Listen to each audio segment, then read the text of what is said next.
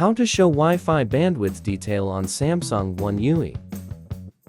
By default, One UI does not display Wi-Fi bandwidth information.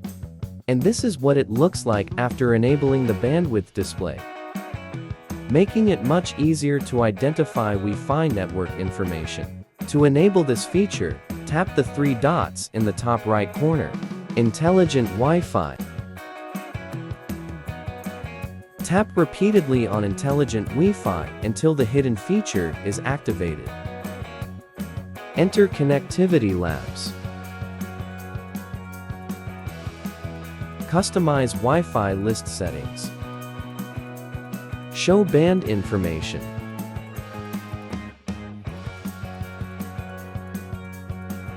If you turn it off, the Wi-Fi network information will no longer be displayed.